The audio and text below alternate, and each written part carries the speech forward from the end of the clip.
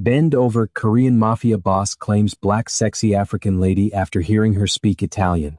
What happens next? The nightclub is a storm, lights flashing, perfume thick in the air, bodies pressed together in a mess of heat and rhythm. Kim Jae-woon walks through it untouched, cold in the middle of chaos, a man who belongs to shadows rather than neon. People notice him. They move aside. They lower their eyes. He is the kind of man whose silence is louder than most men's anger. But tonight, something slices through that silence. A voice. Soft, smooth. Italian, rich like honey, warm like fire. He freezes. His men nearly bump into him, shocked that their boss, who never hesitates, has suddenly stopped breathing. He turns and sees her. Amara Obianuju. Sitting at the bar in a silk wine-colored dress, her legs crossed, her posture a slow, graceful challenge. Her skin glows against the club lights, each highlight painting her like art. Her hair cascades over one shoulder, revealing the curve of her neck, the kind of detail that makes a man forget discipline. She laughs lightly at something the bartender says. Then she speaks again. Italian sliding off her tongue like satin. Jae-woon's pulse jumps. What? Art. It's absurd. He has lived half his life being impossible to shake. But one woman, one sentence, hits him like a blow to the chest. He moves toward her without thinking. Not stalking. Not hunting. Drawn.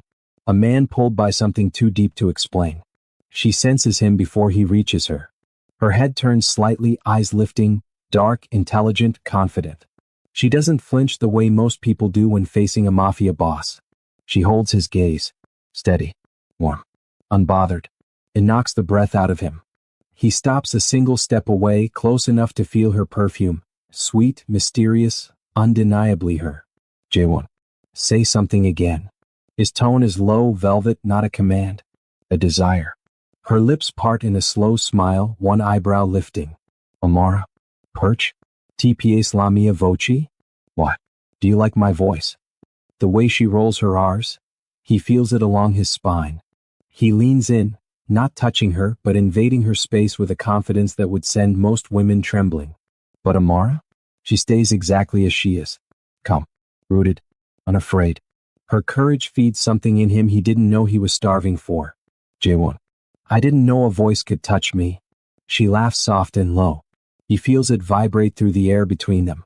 Amara, touch you. A teasing tilt of her head. You look like a man who doesn't get touched at all. Something in his chest tightens. Interest, amusement, danger.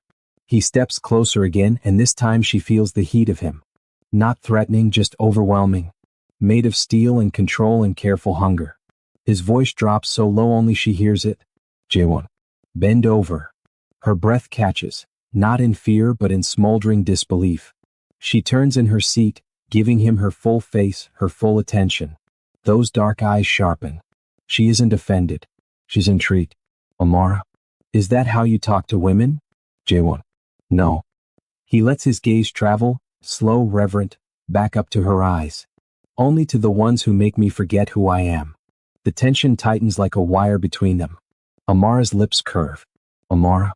Then you should know something about me. She leans in too, their noses almost touching. I don't bend easily. Her breath brushes his lips. He inhales sharply. Control, his greatest strength, wobbles. His pupils darken, consuming. He whispers, Jae-woon. Then make me chase you. Her smile widens, dangerous, feminine, irresistible. And in that moment, with music pounding, with tension coiling tight, with two worlds colliding, Kim Jae-woon decides. This woman will pull him into a fire he will never walk away from. Amara leaves the bar before he can say more. Not running, not afraid, just refusing to let him have the last word. Jae-woon watches her walk away with that unhurried, confident sway of her hips. Each step is measured, elegant, disobedient. His jaw tightens. No woman has ever turned her back on him without trembling. But Amara walks like she already knows he'll follow. And she's right. He follows. Not loudly, not aggressively. Like a shadow slipping through the crowd. Drawn by a gravity he can't fight. Amara steps into the cool alley behind the club, breathing in fresh night air. The wind lifts a strand of her hair, brushing it across her lips. She's just reaching for her phone when a presence sweeps behind her. Warm. Tall. Silent. She doesn't jump. She closes her eyes for a brief second and exhales. Amara. You move too quietly. Jaewon voice deep close. You walk too beautifully to ignore. She turns slowly, eyes meeting his in the dim streetlight. He stands inches away, the night outlining the sharp lines of his jaw and the clean, disciplined power in his frame. He isn't touching her. But somehow she feels touched. Amara. You followed me. Jaewon. You didn't tell me to stop. She laughs softly and his chest tightens. Her laughter is warm, real, something he hasn't heard near him in years. Amara. You give commands like a man used to obedience. Jaewon. Not commands. He steps closer. The air thickens. She has to tilt her chin upward to hold his gaze. Jaewon. Instincts. Her breath falters, not that she lets him see it. Amara. And your instinct tells you, what? To corner me in an alley? For a moment her bravery surprises him. Not because she stands up to him, but because she does it with grace, not fear. He lifts one hand and rests it against the brick wall beside her head, not trapping her but closing the universe around them. Wind slips between them, brushing her dress against his suit. Jaewon. My instinct tells me. He pauses. He studies her face. Every detail. Every flicker in her eyes. His voice drops to a husky whisper. Jaewon. That you're dangerous for me. Her lips curl in a slow, seductive smile. Amara. You don't look like a man afraid of danger. Jaewon. I'm not. A breath. I'm afraid of wanting something I can't control. She leans her back against the wall, arms crossing lightly, not defensive but regal like a queen evaluating a king. Amara. Is that how you see me? He shakes his head. Jaewon. No. His eyes soften. I see a woman who speaks like a melody and looks like a challenge. Her brows lift, impressed despite herself. Amara. And you think challenges belong to you? Jaewon. I think you belong in my sight. Again, not a command. Not a claim. A truth he cannot stop himself from saying. She swallows. Just barely. And it is the smallest crack in her armor. He notices. He feels it. He steps closer again, close enough for the heat of him to wrap around her like a second skin. Their noses are inches apart. Her breath mingles with his. The world feels still. Jaewon. Don't walk away from me. Her lashes lower just a moment before she whispers. Amara. And if I do? His voice turns to steel wrapped in velvet. Jaewon. Then I'll follow, until you ask me not to. A dangerous softness fills the air. Amara. You don't command me. His hand, still on the wall, tightens slightly, veins rising. Jaewon. You're right. He lowers his head closer. Their foreheads nearly touch. Jaewon. I don't command you. A breath. I want you. The honesty hits her harder than any arrogance would have. She inhales, her pulse jumping in her neck. His gaze drops to it. Slowly. Hungrily. When he lifts his eyes again, they are darker. Not with lust, but with something deeper, more dangerous. Jaewon. Amara. Her name in his voice sends shivers down her spine. Jaewon. Don't make me chase you. Her smile is soft and provocative. Amara. Then you'll have to keep up. She steps past him, her shoulder brushing his chest lightly, an electric, intentional touch. He doesn't move for a moment. Doesn't breathe. Then, a quiet sigh escapes him. A defeated, enchanted one. He follows her. Not because he should, but because he has already fallen. The elevator ascends silently, carrying only two people who refuse to look away from each other. Amara stands inside with her arms folded, her chin raised, expression unreadable. Jaewon stands a few steps behind her, hands in his pockets, every line of his body sharp with control he's desperately trying to maintain. The air in the elevator is thick, humming with electricity. Every second feels like it might break him. When the doors open, night wind sweeps in, cool, crisp, carrying the ocean's scent. His private rooftop lounge stretches before them. Dim lanterns, soft amber lighting, sleek furniture, and a breathtaking view of the entire city glowing below. Amara steps out first. She doesn't gasp. She doesn't look impressed. She simply walks, her heels tapping softly against the wooden deck, and rests her hands lightly against the glass railing, looking out over Seoul with a regal calm that steals his breath. Jaewon watches her from behind. Her silhouette, The curve of her waist, the slope of her shoulders, the confident tilt of her head, ignites something he hasn't felt in years. Not lust. Something deeper. Uncomfortable. Consuming. He approaches slowly, making sure she hears his footsteps this time. He stops beside her, close enough that their arms almost touch but don't. Jaewon soft. You didn't ask where we were going. Amara. If you wanted to harm me, you wouldn't bring me somewhere this beautiful. His lips twitch, the smallest smile unseen but real. Jaewon. You think beauty means safety? Amara. No. She turns her face toward him, eyes glinting. I think beauty reveals who a man is trying to impress. Touché. He leans one elbow against the railing, his body angled toward her. Jaewon. You ask dangerous questions. Amara. And you give dangerous invitations. He studies her expression. Her calm. Her strength. Her refusal to flinch under his gaze. Most people crumble under even a hint of his attention. Amara absorbs it, meets it, matches it. He forces himself to breathe slowly. Jaewon. Why Italian? His voice low, intimate. Why does it sound like you live there? She sighs softly, her eyes drifting back to the skyline. Amara. Because I did. Pause. Rome. For 3 years. He notices the way her jaw tightens after she speaks, a flicker of pain quickly swallowed. He doesn't push. Instead, he stands a little closer. Close enough that their shoulders brush when the wind shifts. The tiniest contact. But it hits him like a heartbeat. Jaewon. You speak it beautifully. Amara, smiling slightly. You like the sound of it? Jaewon. I like the sound of you. Her breath stutters just faintly and he catches it. She turns her head toward him again. Their faces are close. Too close. Close enough that he sees the flecks of gold in her dark irises. Close enough to smell the warmth of her skin. Amara. Are you always this direct? Jaewon. No. His voice deepens. Jaewon. Only when I'm losing control. He doesn't touch her. He doesn't dare.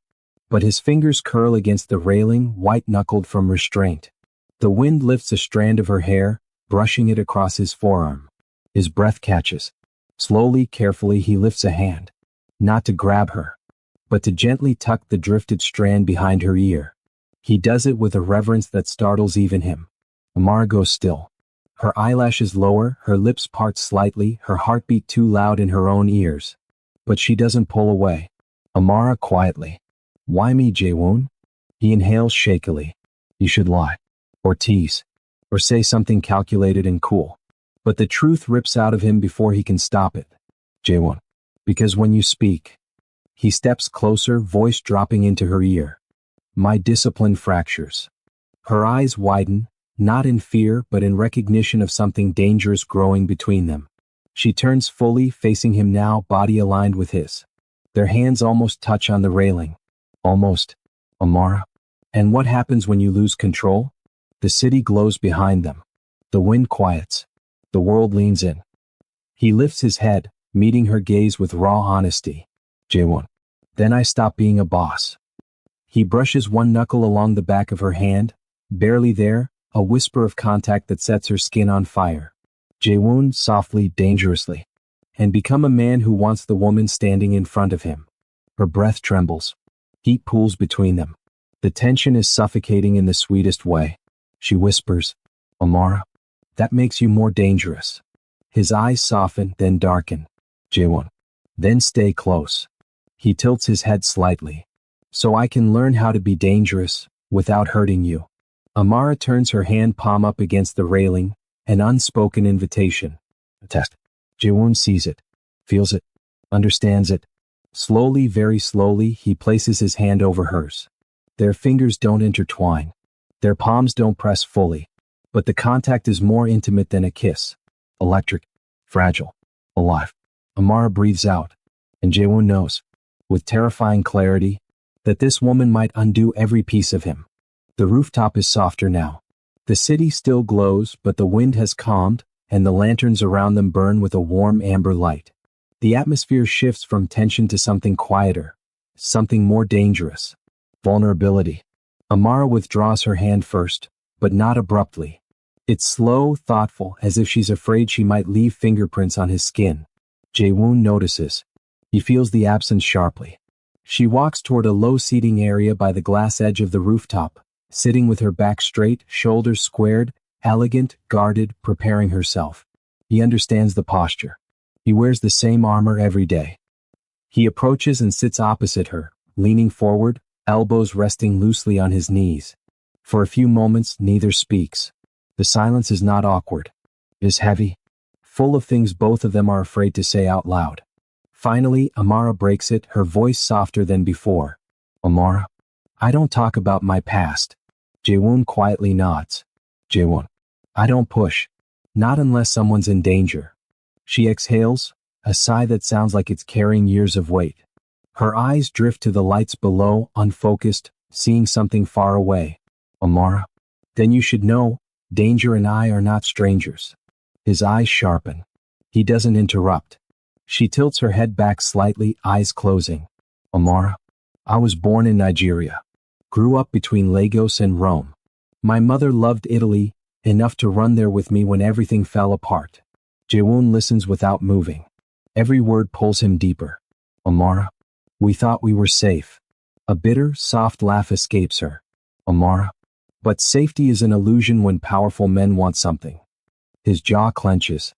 He recognizes the tone. The resigned strength in it. The tone of someone who survived things she shouldn't have. Jaewon, who was chasing you? She opens her eyes, looking straight at him. Amara, a cartel. He stills. Amara, my father made a deal with them. He broke it. They made him pay. Jaewon's hands curl into fists, slowly, silently. Amara continues. Amara, my mother and I fled to Rome. For years it was quiet. Peaceful even. I learned Italian. I worked small jobs. I lived. Her eyes dim. Amara. Then someone recognized me. And the quiet ended. Jaewon leans closer, his voice deep but careful. Jaewon. What happened? Amara. They found us. A long heavy pause. Amara. My mother didn't survive the night. The lanterns flicker. The city below blurs. Even the wind seems to hold its breath. Jaewon's breath leaves him in one silent exhale. He sits straighter, not out of discipline, out of respect. When he speaks, his voice is almost a whisper. Jaewon, I'm sorry. She nods once, sharply, like she doesn't trust herself to do more. He watches her swallow. Her throat moves with effort, but she keeps going. Amara, I escaped, ran from city to city, country to country, ended up here. She looks at him again. This time vulnerable. Real. Amara, I don't let anyone close. Because closeness gets people killed. He studies her, every line of her face, the tension in her shoulders, the pain she hides behind poise. And when he speaks, his voice is deeper than she's ever heard from him. Jaewon, you're not alone here, Amara. She scoffs softly, turning away. Amara, you say that like you know what loneliness feels like. He inhales slowly. A muscle in his jaw ticks. Then he speaks. Not as a mafia boss. Not as a man she needs to fear. But as someone who is finally ready to peel back his own armor. Jaewon. My mother was killed too. Amara turns to him instantly. A change. A shift. A piece of him he's never shared with anyone outside his inner circle. She waits. He continues, voice steady but edged with old sorrow. Jaewon. I was 15. My father was boss then. Someone wanted to hurt him, so they hurt her. He rubs a thumb over his wrist unconsciously, the memory cutting deeper than he'd like. Jaewon. After that, I learned to shut everything out. His eyes meet hers, raw and direct. Jaewon. Everyone. Everything. Until tonight. Her breath catches. Her lips part. She wasn't expecting that. Amara whispering. Why tell me this? He leans forward, slowly, deliberately. Their knees almost touch. His voice sinks lower. Jaewon. Because if I want your truth. He pauses, eyes locked on hers. I owe you mine. Her eyes soften, emotion flickering through them like a pulse. Another gust of wind sweeps between them, lifting her hair. He reaches out, slow, gentle, as if afraid she might disappear, and tucks another strand behind her ear. His fingertips brush her cheek this time. Her breath shivers. Amara. Jaewon. Jaewon soft, steady. I won't cage you.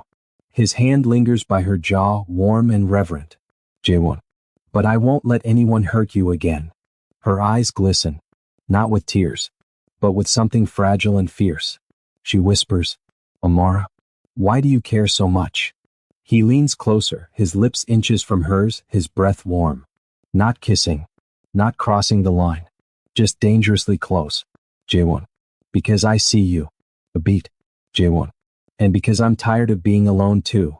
Amara closes her eyes, letting the truth settle in her chest. When she opens them, Jaewon hasn't moved. He's waiting. Not demanding. Not pushing. Waiting for her choice. And for the first time in years, she doesn't feel hunted. She feels seen. And safe.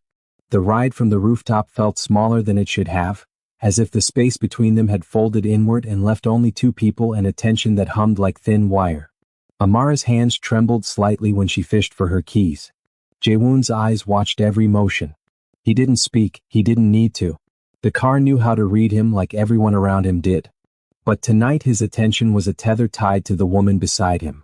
She slipped inside her building and moved down the stairwell, steps steady but quick. The night was quiet enough that she could hear her own breath. Her phone buzzed in her bag, an unknown number, and she ignored it. A shadow detached itself from the darkness at the end of the street. A prowling SUV, too slow, too careful. Two men stepped from the vehicle, jackets low, faces hidden. Amara's body reacted before her mind.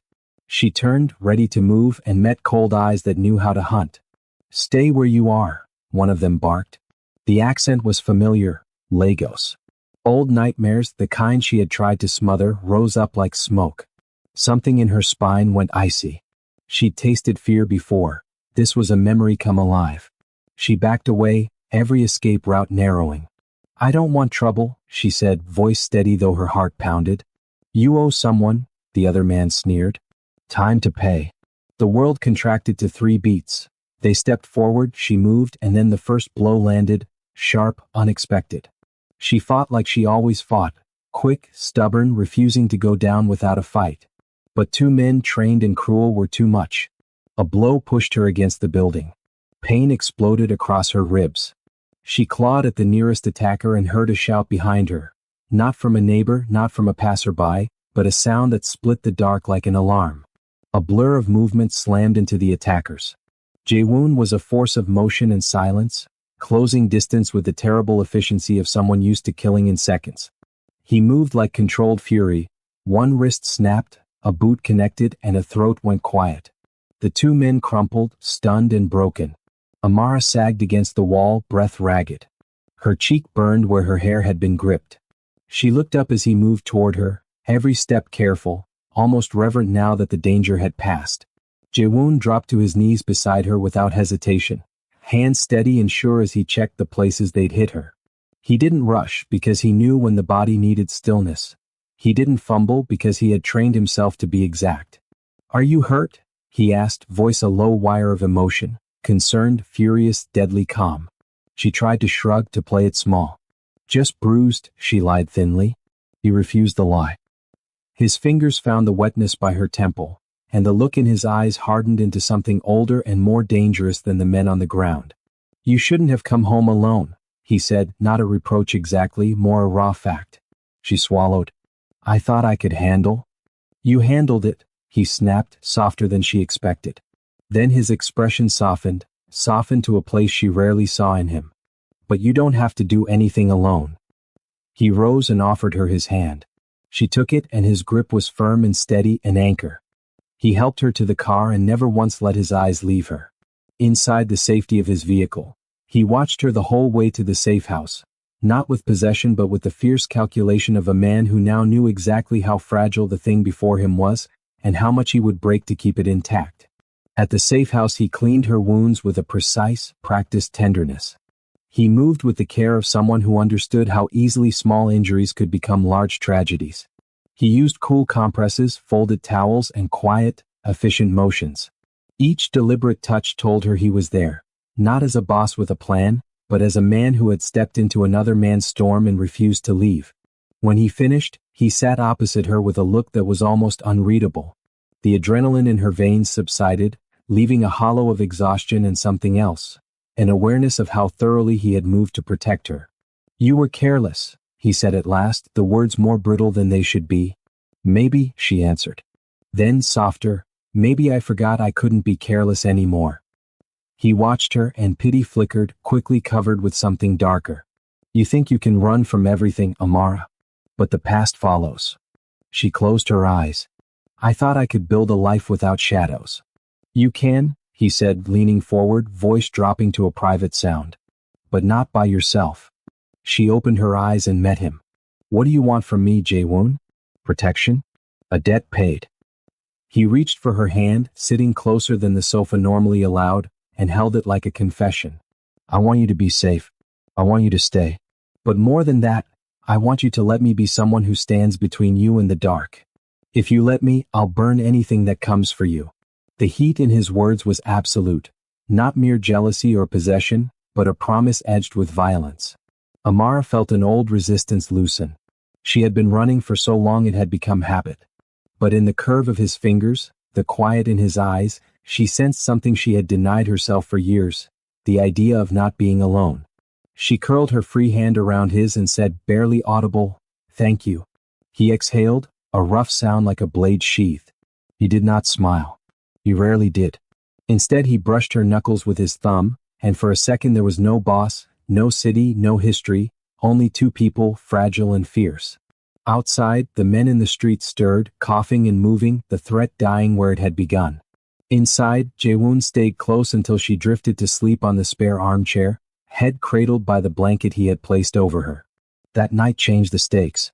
It turned his claim into a mission and hers into a decision. The walls around Amara thinned.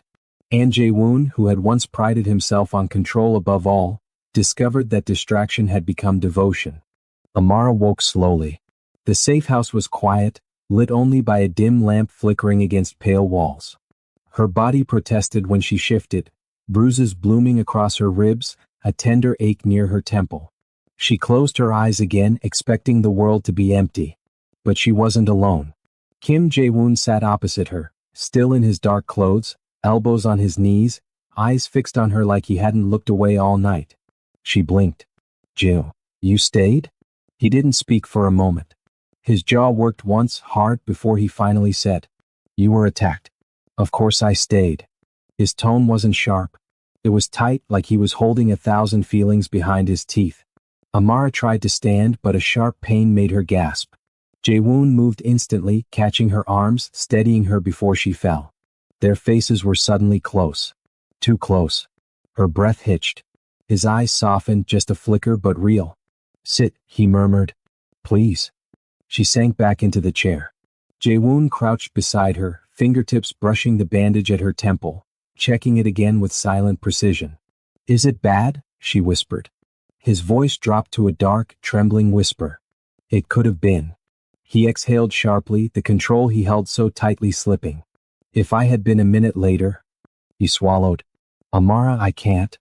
He stopped himself, fists clenching. She watched him quietly. "Why does it matter to you so much?" His head lifted slowly, eyes blazing with a tenderness he hated showing. "Because you're not just someone under my watch." Silence stretched, heavy and intimate. Amara felt something crack inside her chest. "Jae-woon," she whispered, "who were those men?" His stare sharpened. "You recognized them." "Not their faces," she admitted softly, "but their accents, their manner. They're Nigerian. From Lagos." Jae-woon sat straighter. Alert. "Someone from your past?" She hesitated. A long moment passed. Then, quietly, reluctantly, she nodded. Jae-woon didn't push. He simply moved closer until his knee brushed hers. "Tell me." Amara looked away, breathing unevenly. "There was a man," she began. "A man my family owed money to. My father trusted him. He shouldn't have." Her hands shook. "When my father died, the debt was passed to me. And the man, he didn't want money. He wanted me." Jae-woon stilled. "He followed me for months. Threatened me. Tried to take me." Her voice faltered. "I ran. I moved countries. I changed my name. I disappeared." Jae-woon's hand slowly reached out, covering hers. "And yet they still found you." A shiver ran through her. She lifted her eyes to him. "Are you angry?" He laughed softly, but it wasn't humor. It was darkness. Violence. Fury. Angry isn't the word. His thumb brushed her knuckles. I want to burn the world that hurt you. Her breath caught. He leaned in slightly, voice dropping lower. From now on, you're not walking alone. Not sleeping alone. Not taking a step without someone with you. Amara frowned. That sounds like protection, he cut in. Then softer. Not possession. Her heart hammered. He rose and paced once, then turned back to her. I'm assigning my best men to you. His eyes locked onto hers. And I'm not letting you go back to your apartment. Amara stared at him. To the safe house? She asked. He shook his head. No. A beat passed. Then more quietly. My penthouse. Her breath hitched again. Jaewon. He stepped closer, kneeling in front of her again, gaze warm, steady, unguarded. I don't want you somewhere I can't reach in seconds. Pause. I need you where I can protect you. His voice dropped to a dangerous whisper. Where I can see you. Her pulse fluttered. And if I say no? He looked her straight in the eyes. No threat, no force, just raw honesty. Then I'll ask again. He swallowed. And again. And again, until you stop choosing the world that hurts you over the person who would bleed for you. Amara's lips parted. He lifted her hand gently. Let me be the one who stands between you and your past. Her breath trembled. She whispered, Take me home, Jaewon. His eyes darkened with relief, and something deeper, hungrier, softer. He helped her stand, held her steady, and for a brief moment his forehead rested against hers, a promise spoken without words. That night wasn't just rescue. It wasn't protection. It was the beginning of something impossible to undo. The drive to Jaewon's penthouse felt unreal. Amara sat in the passenger seat, wrapped in his coat, the scent of cedar and smoke grounding her more than she wanted to admit. Her bruises ached, but not as much as the flood of emotions washing over her. Jaewon didn't speak during the ride, but his hand stayed on the gearshift just inches from hers. Close enough that every breath she took felt borrowed from him. When they arrived, the elevator doors slid open to a space made of glass, city lights, and silence. Floor-to-ceiling windows framed Seoul like a universe burning below them. Amara stepped inside, overwhelmed. June, this is home, he finished, watching her. His voice dipped low. And tonight it's yours. A shiver ran through her. She took a step forward, touching the cool railing of the balcony, staring at the city lights. Everything felt too big, too intimate, too much. Behind her, Jaewon removed his coat, his movements slow, deliberate, controlled in the way dangerous men were when they cared too deeply. She could feel his presence before he even came close. Amara. She turned.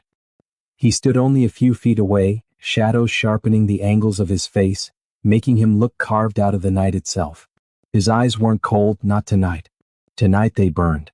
He moved closer. You shouldn't be standing, he murmured. I'm fine, she whispered. You're trembling. No, she tried again, but her voice betrayed her. He stepped closer still, closing the distance until the air between them crackled with slow-burn gravity. His hand lifted, hesitating before he touched her cheek as if asking permission without speaking. Amara didn't move away. His palm brushed her skin, warm, steady. Her breath caught. He wasn't touching a bruise, he was touching her. He swallowed hard. You scared me tonight. She blinked. Jaewon, scared? Why? She whispered. His thumb traced her jawline. His voice was raw silk. Because you matter. Her heart stuttered. He stepped even closer, chest nearly brushing hers. You walked into my world like it belonged to you, he whispered. And I let you. I didn't even fight it. Amara felt her chest tighten. But I'm trouble, she said softly. You saw that tonight. His jaw tightened. He leaned down slightly, lips hovering near her temple, close enough that she felt his breath. Then your trouble is mine. Her breath shook. His scent, his warmth, the depth in his eyes, it was overwhelming. Jael, what do you want from me? His eyes flickered, dark and sincere. Everything. Her knees went weak. He stepped forward instinctively, his hand slipping to her waist to keep her steady. The touch was gentle but anchoring, a quiet claim. He guided her toward the couch, helping her sit. But when he tried to pull away, she caught his wrist. Stay. His eyes softened dangerously.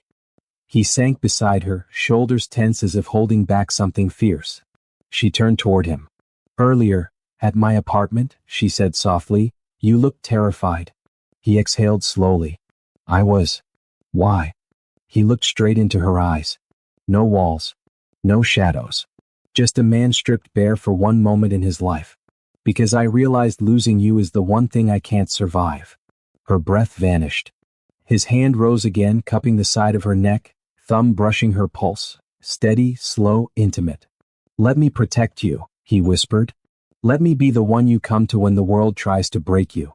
A beat. And let me be someone you don't run from. Her eyes glistened. I'm not running, she whispered.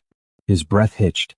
His forehead pressed gently against hers, their lips inches apart, sharing the same trembling air. Good, he murmured, voice low, warm, a little shaken. Because I've been holding back since the day I heard you speak Italian, and every day since has been torture.